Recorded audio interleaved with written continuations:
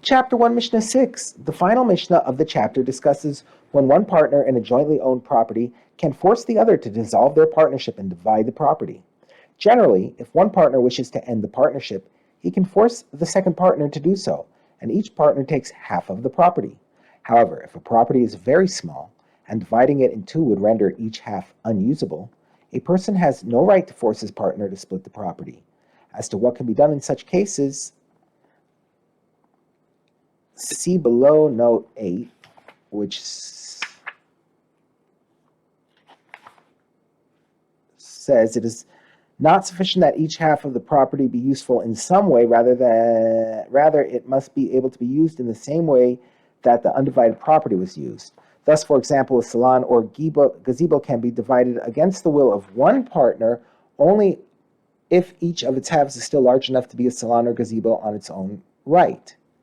If a property is too small to divide against the will of one partner, the partner who wishes to split it is entitled to offer the refusing partner a choice. Either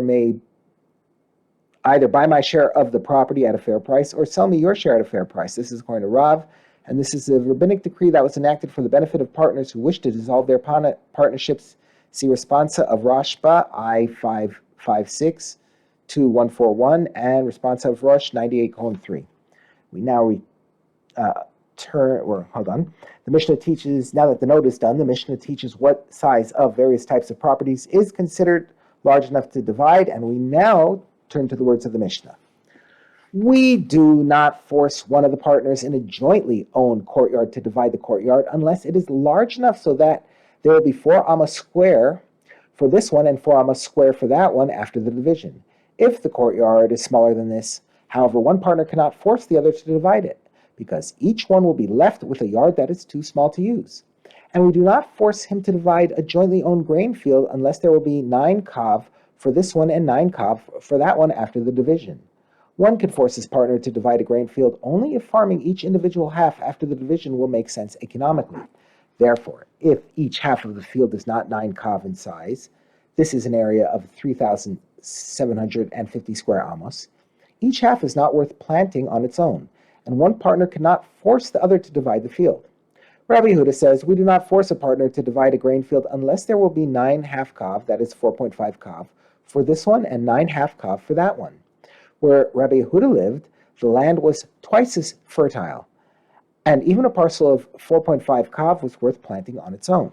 Therefore, a field in his area could be divided against the will of a partner, even if the resulting halves were as small as 4.5 kav each. And we do not force a partner to divide a jointly owned vegetable garden unless there will be a half kav of land for this one and a half kav of land for that one after the division. Rabbi Akiva says a quarter kav of garden for each partner is sufficient. The Mishnah gives a rule for other types of properties.